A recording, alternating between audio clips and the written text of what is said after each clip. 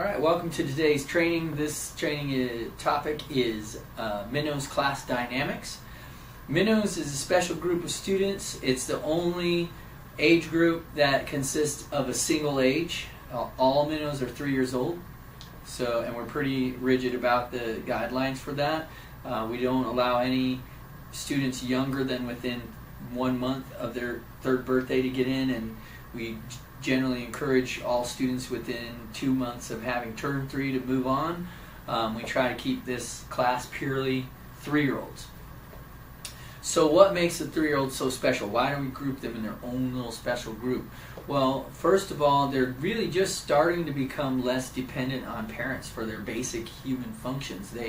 They're kind of no longer babies, but they're not really in the children category. They're still in that toddler phase kind of a thing, and they're just learning to really understand how their body works. For a lot of children, don't even become potty trained until they are at 3 years old. A lot of children can't even really feed themselves effectively. They're having help getting fed before they're 3. So this really makes them like new people. They also are only starting to be able to clearly and effectively communicate with someone other than their immediate family. Oftentimes it's difficult to understand even what a younger 3-year-old is saying because they're not really speaking clearly or enunciating or using that much vocabulary. And unless you're related to them, it's difficult to understand what they're trying to say. So they're like brand new people. They're also eager to do things by themselves. I do it. I did it. They have a low tolerance for boredom. This is my favorite phrase to replace the idea that children have a short attention span. Because really, I don't think that's true. I think they have a low tolerance for boredom. And if what you're saying they can't relate to or understand what you're saying, then they tune you out for something more interesting. But if you find something they're interested in, it's never the child that quits first. They want you to swing them around or play a game where they get to hang on your arm or something. You tire out way before they do. And so their interest in that activity or game is based upon purely that, their interest. And so they have a low tolerance for boredom, so you want to keep things as interesting as you can to them. They're also not as fond of taking a back seat or taking turns. They want it to be about them still. They're pretty egocentric, and so taking turns and sharing with the other kids in classes is innately difficult for them. It's a thing that they'll need to learn to do and accomplish. It can take longer for them to assimilate new information because it often requires them to develop new skills. They're just learning how their body works, so having them do new swim skills, it may require them to grow into the skill itself. In other words, they may not developmentally be at the stage where they can accomplish that level of coordination. And it's a big range. I mean, I'm grouping 3-year-olds even together as if they're a homogeneous group, but it is a really sharp difference even for one particular child at what developmental stage they're at when they just turned 3 versus what developmental stage they're at when they're beginning to turn 4. They're still rapidly developing and growing at that point, and the range from one child's beginning 3 to another child's ending 3 can be even more drastic. But that points even more clearly to the fact that some of the skills for some of the students may be things they just cannot physically accomplish because they haven't been around long enough and their clock hasn't ticked and said, oh, now you can do this skill. They can be easily distracted because, once again, they have a low tolerance for boredom, so they're always looking for something interesting.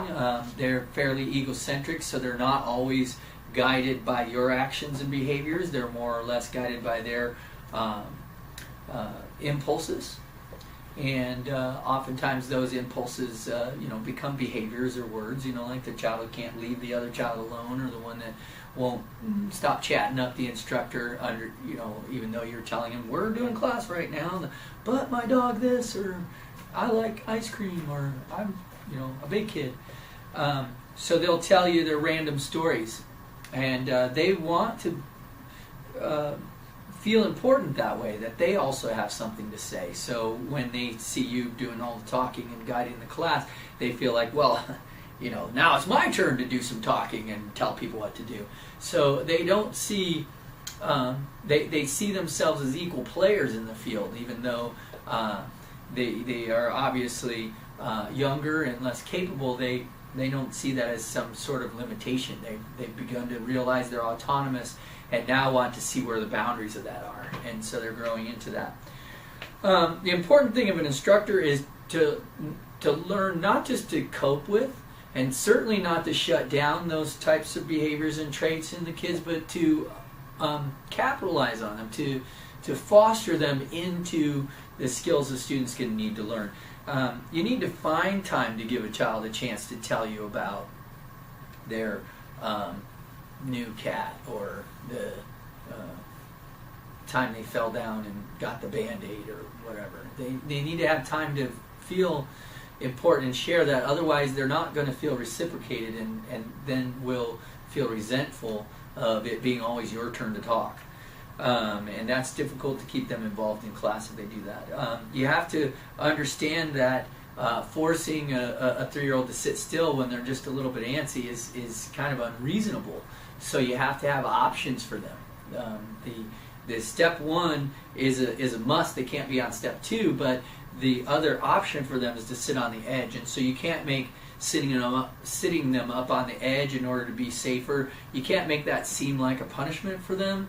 It just has to be the other option. You can sit on the step, or you can sit up here. Either one is okay. But wandering away is not okay. You have to keep them within your boundaries. And sometimes I tease and say teaching the Minnows class is a little bit like herding cats, because the cats aren't like, more compliant domesticated animals. They're still sort of wild. They'll do what they want when they want, and you really can't order them around. So teaching 3-year-olds is kind of like that, where you have to respect them as an individual person and being, and if you want them to do something, there has to be something in it for them. And so in order to help your 3-year-olds comply, what you need to have is a good pace. You need to communicate clearly with them. You need to have what you're saying mean something to them, and there needs to be a goal for their turn. It really has to have a purpose. Otherwise, it just seems like you're telling them to do something for no reason. And why is one of the favorite words of every 2 or 3-year-old out there. Why? Well, that's because they need to have purpose. They need to feel compelled to do what it is you're asking them to do. And so be prepared for that. Have your turn seem purposeful. And after all, that's what we supply for you in our lesson plans, is a purposeful guide, so that it seems since there's a theme, it seems like everything goes together and it fits and has a purpose. Now, we're going to go more specifically into some of those details about how to manage your class, how to keep the pace going, to keep the interest of your students, how to keep them involved in class rather than as a distraction, and how to keep yourself disciplined in a way that will keep the focus on learning and keep the students incorporated and involved in that learning goal. So in any activity, helping your participants understand what you want them to do or what they need to do in order to participate is one of the most important principles of guiding any activity. And so communication is a big part of that. For children younger than 3, there's a development in your vocabulary. After all, a lot of what we use to communicate is words. So your average 18-month-old is going to understand 5 to 20 words. That's 5 or 4 times that number to 20 words for your average 18-month-old. That's average. Obviously, you're going to see changes in that spectrum. The average 24-month-old, according to child development experts, is going to have a vocabulary of anywhere from 150 to 300 words. That's just a 6-month, few short months later, their vocabulary explodes from 20 words max-ish to 300 words on the max side of 24 months old.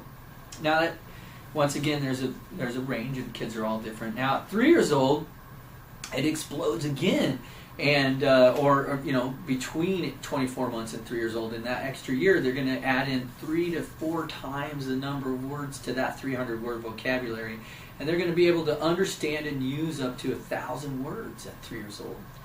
But now, if you take that compared to an average adult, okay, an average 3-year-old's got 900 to 1,000 words in their vocabulary. An average adult is going to have 30,000 to 60,000 words in their vocabulary. There's good news about this and bad news. The bad news is that if you just take the averages, a 3-year-old's going to understand less than 1/30th of the words that you know and can use. Now, the good news of that is the words that you're most likely to use in a swim circumstance are words that are more commonly known by 3-year-olds. So your vocabulary is going to overlap much more. But it is important to remember that there's a range. So not all of your 3-year-olds are going to understand the semantics and syntax of adult grammar like an adult would. So when you're communicating using words to your students, there's 2 things to remember. Number 1 is that they may not understand all the words you're saying, and they're trying to pick out meaning, which leads us to the number 2 thing, which is they interpret the words you're saying by the context, and that context is your facial expression, your gesticulation, how you move your hands, and body language. Those are the ways they figure out what you're actually saying. So, if your words have an opposite meaning than your tone, in other words, if you're telling a student, you need to sit on step 1, but you say, oh, sweetheart, can you please sit on step 1? That might sound like just a nice way to say it, but it also sounds like an option. And so, if it's optional, then you're implying they have a choice to comply or not. Okay? Or if you say something like, oh, somebody's not on step 1, that sounds like a game. So if you make it sound like a game, guess what? They're in. They're going to play. I'm going to play not sit on the step. And then the other kids see the one kid playing not sit on the step, and they're going to play too. And suddenly, without even meaning to, you may have changed your whole class from compliance to non-compliance when it comes to sitting on step 1. And rewinding and fixing that's going to be a little difficult, because the more exciting thing is to make the teacher go bonkers trying to force everybody to sit down on the step. And that's going to be hilarious, even to an observer. It's going to be a little bit funny.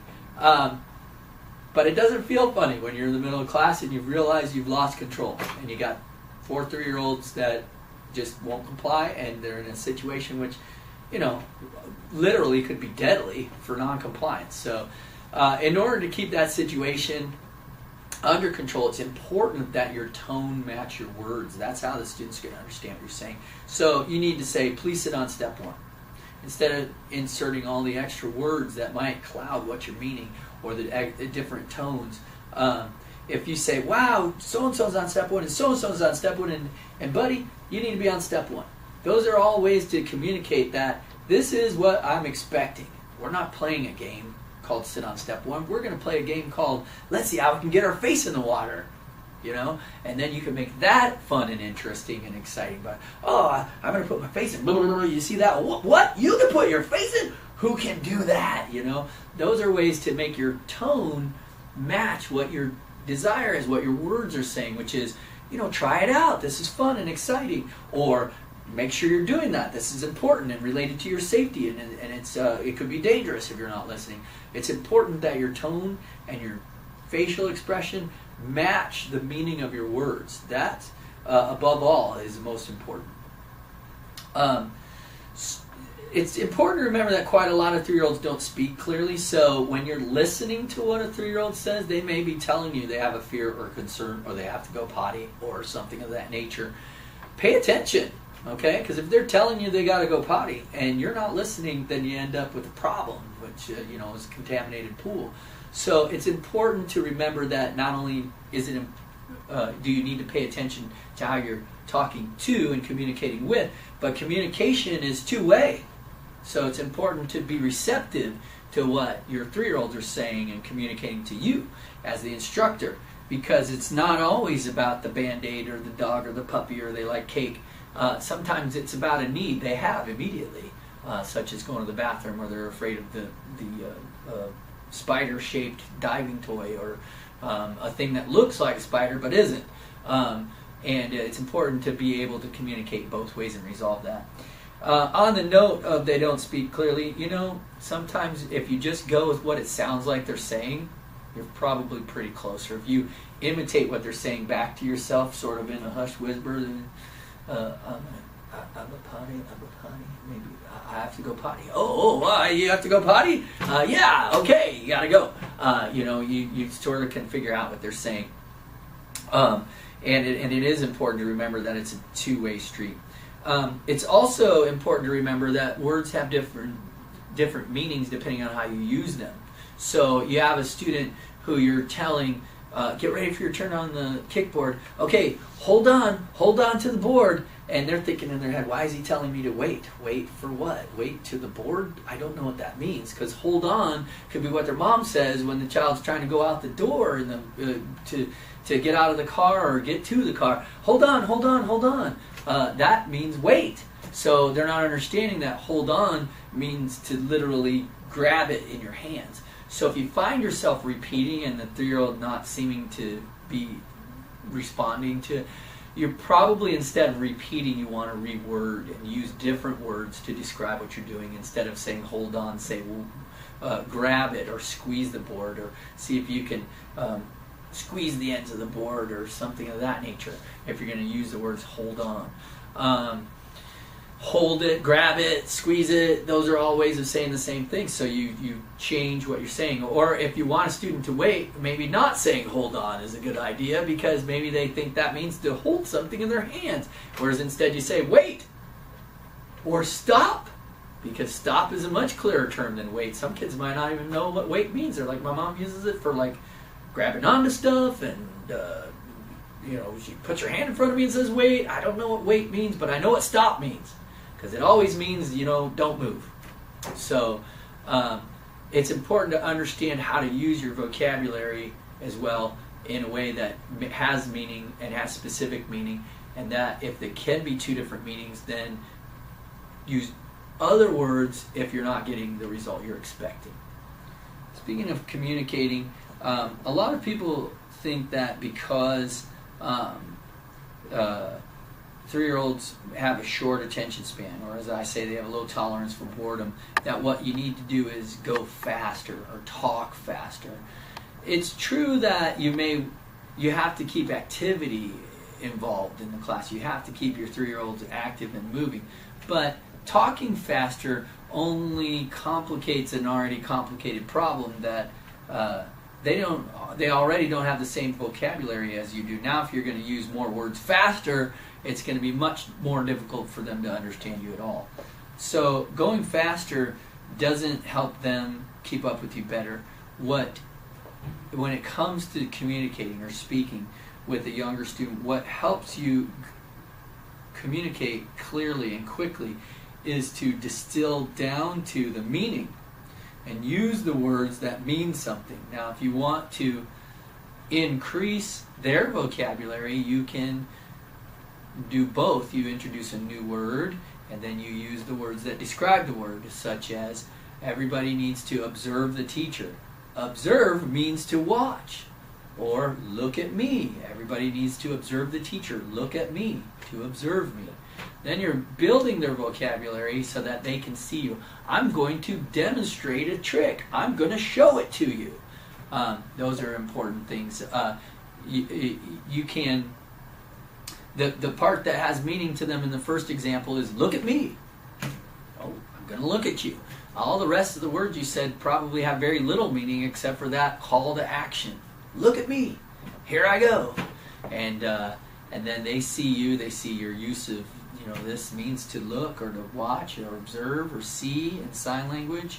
And they see that you're asking them to do something. The other words go with it, and so that's what helps them over time figure out, well, observe means to look at something, and to demonstrate means to show something, and then their vocabulary gets larger, and the fact that they're absorbing new words of any sort will help them understand more and more, and thus be more capable of complying with more complex instruction. So the first and most important thing for you is to boil it down to the words that mean something, and then make sure that those are the words that are your call to action. Make sure you're using demonstrations and gesticulation, gestures for what you mean. Sit down here on the step, or look at me, or we're going to swim out to the teacher, so that they understand that what you mean by swimming is using your swim arms when you're going. Those are all things that help the student understand what you're trying to tell and ask of them. When I mentioned rewording, I want you to think about rewording more often than repeating when it comes to understanding. However, it's going to be important to realize that with the 3-year-old group, you're going to repeat with every student for every turn. Student A, of course you're going to use their names. It's your turn, then they take their turn. Your turn's done. Please sit on step 1 and wait for your turn. The next student, it's your turn. Call their name. It's your turn. They take their turn. Then your turn's over. Please sit on step 1. If you give that instruction each time, it's reasonable to expect that now they know they're going to sit on step 1.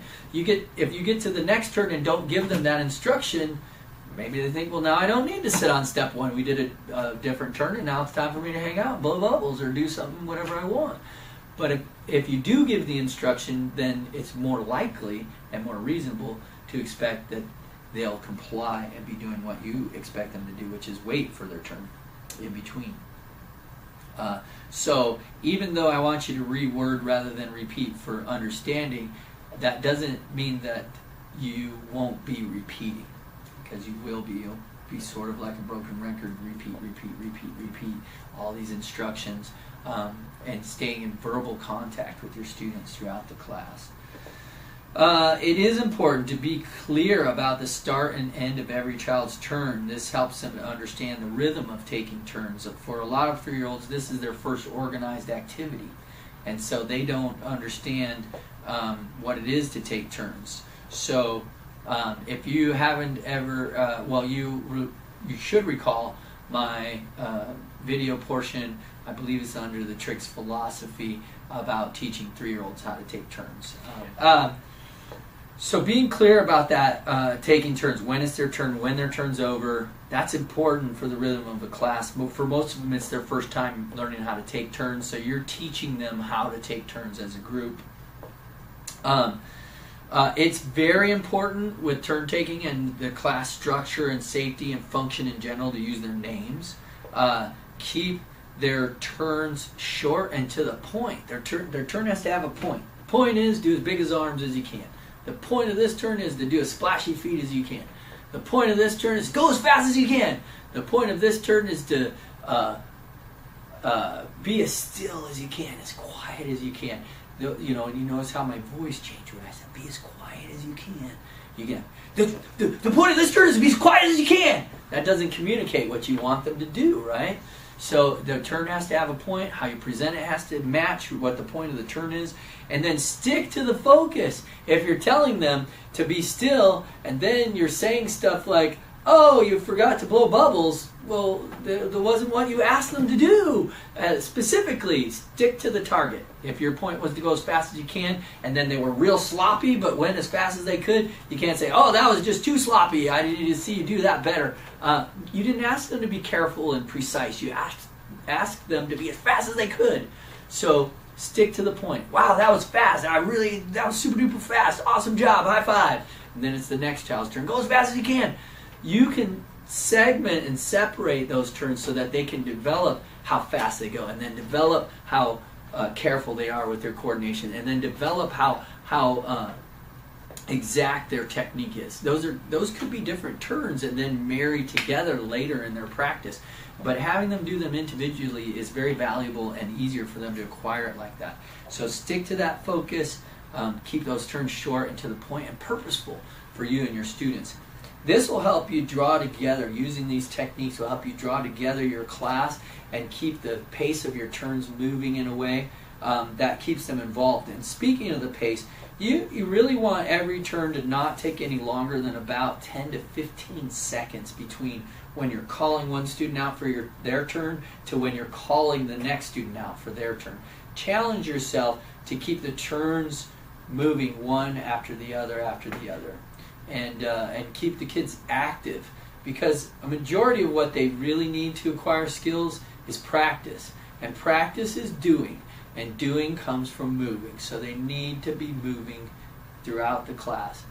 A lot of teachers ask me, well, isn't it practical then if you have only one student taking a turn at a time, which is the safest way to conduct your Minnows class? You can't have two kids on a kickboard generally trying to do a skill, or two kids swimming out to you at the same time, or one swimming out and one swimming back. They're too introductory level of students to do that. So you have to keep the turns moving. So students, sometimes I have instructors say, well, wouldn't it be more practical to have those students that are waiting for their turn involved in doing something? Well, 3-year-olds are more like those little hand wind-up toys that you sit on the table and they go zzz, then they're done. You might spend more time trying to keep them active doing what they should do on the step than you will be taking those individual turns if you try to manage what they're doing on the step while they're in individual turns. At least that's my experience. If you find a way to keep your students on the step busy and engaged in a structured activity while you're taking turns with another student, without it detracting from the total number of individual turns your students has, then you have mastered a skill that I have not. On the other hand, there is a value to having them have a little bit of unstructured decompression time in between turns, especially if you're doing things that are a little bit that just cause a little bit of anxiety, like if the child's putting their face in the water or something, and then they have to go over and do something else on purpose and do something else on purpose. They don't have time for their brain to just go psst and relax before you're then having them, now put your face in the water again. They have to have a little time to decompress. So that's what I take advantage of, in the fact that I'm possibly not skilled at having them do something else while I am managing this one student. There's only 4 kids in class. Keep the turns moving, keep the turns focused, and then you can keep everybody busy while having a little bit of time for them to just not be directed or structured, and let their brain reuptake all those neurochemicals they use to get over their anxiety from the last turn, or to work up the courage, or to think about the skill. All of those things take a little bit of time to do it and then relax from doing it, and then do it and relax from doing it. And that's the very same cycle for swimming. You have a power phase in your stroke and a recovery phase. If you're power, you're not going to swim very far for very long. You need to understand that relaxing and recovering is a part of the skill of swimming, and it's the same for students when they're learning. They need an intense application and then a relaxing moment, a moment to recover, a moment to apply the force, a moment to recover, and that's how learning naturally occurs for kids. They're not always, full blast all the time, even though sometimes it looks that way. So.